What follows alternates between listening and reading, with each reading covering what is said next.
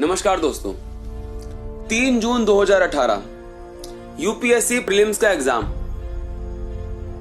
अब हमारे पास बहुत ही कम समय है और इस कम समय को हम किस तरीके से यूज करें और किस चीज पर ज्यादा फोकस दें कि हम इस एग्जाम को क्लियर कर जाएं।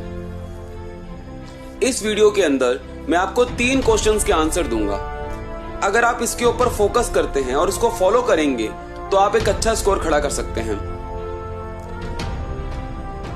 आप एक बात का हमेशा ध्यान रखना, कॉम्पिटिटिव एग्जाम के अंदर आपने कितनी मेहनत करी है इस बात से फर्क नहीं पड़ता।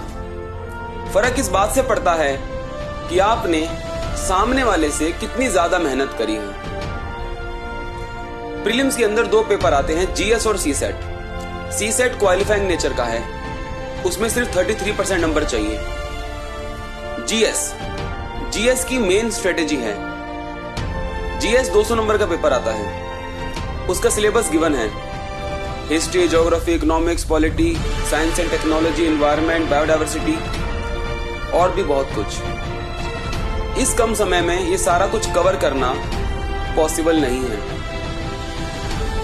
अगर मैं पिछले 4 या 5 साल के यूपीएससी प्रीलिम्स के क्वेश्चन पेपर का एनालिसिस करता हूं तो मैंने पाया कि यूपीएससी 5-6 सालों से करंट अफेयर्स पे बहुत फोकस कर रहा है।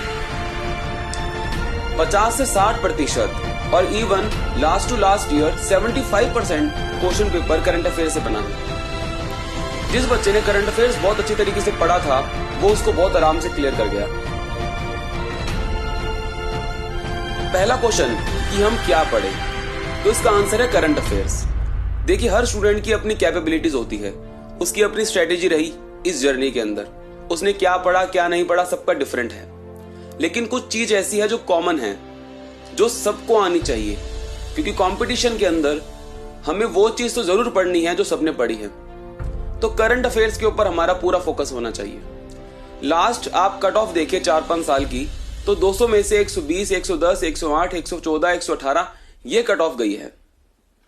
इसका मतलब अगर आप 50 से 55 और 60 क्वेश्चन तक अगर आप इसको सही कर पाते हैं तो आपका सिलेक्शन प्रीलिम्स का पक्का है। तो हमने बात करी क्या पढ़े, अब बात आती है कैसे पढ़े।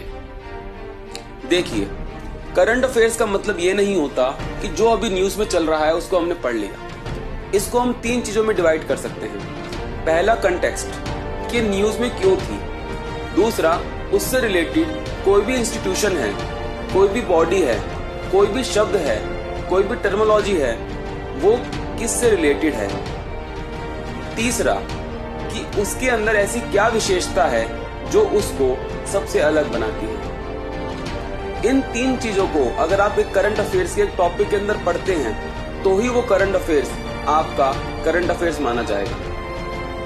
इसका मतलब ये बिल्कुल भी नहीं है कि आप जो न्यूज में चल रहा है बस आपने वो याद कर लिया। उदाहरण के लिए, अगर प्राइवेट बिल से कोई रिलेटेड टॉपिक है जो कि न्यूज में चल रहा है, उसके अंदर आपको ये तो जानना ही है कि कंटेक्स्ट में क्यों है, प्राइवेट बिल का जो इशू है कंटेक्स्ट में क्यों आया। दूसरा, आपको जानना है कि प्राइवेट बिल क्या होता है। तीसरा, जो सबसे स्पेशल इसके अंदर केस बनता है कि प्राइवेट बिल हमारे इतिहास के अंदर कितनी बारी पास हुआ, ये पास हुआ या नहीं हुआ, क्या ये पहला ऐसा बिल होगा जो पास होगा, कैसे पहले पास हो चुके हैं, लास्ट प्राइवेट बिल कब पास हुआ था। अगर आप इस 3 आयामों पर अपना ध्यान केंद्रित करें तो आपका करंट अफेयर संपूर्ण हो सकता है। समझ गए? तो दूसरा हमने पढ़ा कि हम कैसे पढ़ें। तीसरा अब हम पढ़ेंगे कहां से पढ़ें। करंट अफेयर्स पढ़ने के लिए बहुत ही अच्छी अच्छी मैगजीन्स आती हैं मार्केट में। कुछों के नाम मैं आपको बता देता हूं, जैसे कि विजन आईएएस की आती है, इनसाइट की आती है, दृष्टि की आती है। वो पूरा का पूरा जो कोर्स है करंट अफेयर्स का, जो उनकी बुक्स आती है, आप सारी की सारी ले लीजिए। नहीं तो आपको ऑनलाइन कंटेंट मिल जाएगा, आप डाउनलोड कर लीजिए। और आपके पास एक सोर्स इस चैनल पे भी अवेलेबल है जो कि क्विक रिवीजन के नाम से है। उसके अंदर पूरे 1 साल का करंट अफेयर्स बहुत ही शॉर्ट नोट्स में और बहुत ही पॉइंट टू पॉइंट करवाया जा रहा है। आप उसको भी फॉलो कर सकते हैं। ध्यान रखना कि इन तीनों आयामों को आप कवर करें। सबसे पहले कंटेक्स्ट क्या है, दूसरा उससे रिलेटेड कोई भी बॉडी है या टर्मोलॉजी है, कोई भी बेसिक है, वो सारा का सारा आपको पता होना चाहिए। और तीसरा उसकी कुछ ऐसी विशेषता जो सबसे उसको अलग बनाती हो।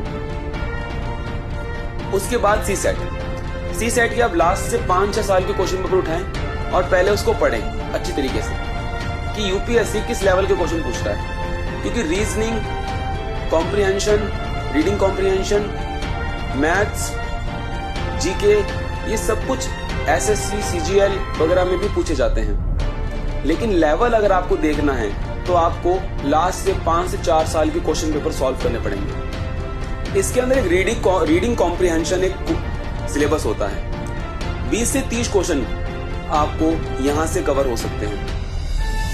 इसके अंदर आपको एक पैसेज दिया जाएगा और 4 ऑप्शन दिए जाएंगे कि which one of this the most relevant. तो इसके अंदर आपकी बौद्धिकता काम आएगी कि इस पैसेज को पढ़ने के बाद आप क्या एनालिसिस करते हैं। तो उसकी आप जितनी ज्यादा हो सके उतनी ज्यादा आप प्रैक्टिस करें। उसके अंदर आपको मात्र 33% नंबर लेके आने हैं। मेन कंपटीशन जीएस के अंदर है। देखिए, अब समय आ गया है कि जो भी हमने मेहनत करी है, जितनी भी हमने मेहनत करी है, उसको समेटें और उसको रिवाइज करके, यूटिलाइज करके इसमें लगा दें, क्योंकि अब टाइम हमारे पास बहुत ही कम है। अपने ऊपर बिलीव रखें। अगर आप इतने कॉन्फिडेंट हैं कि yes I can do it and I will do it surely, तो आप इस एग्जाम को बड़े इजीली क्लियर कर सकते हैं। हार्ड वर्क करें, मेहनत करें। कोई भी चीज आपको डिस्ट्रैक्ट करती है, social media, parents, neighbourhoods, friends, इन दिनों के लिए उन सबको साइड कर दीजिए। आपका टारगेट सिर्फ एक है, आईएएस बनना। फोकस, जितना ज्यादा हो सके फोकस करें और अचीव कर ले जो आपको चाहिए। लास्ट में एक ही बात से इस डिस्कशन का मैं अंत करूंगा कि अब टाइम आ गया है, या तो जान लगा दो या जाने दो। Thank you so much.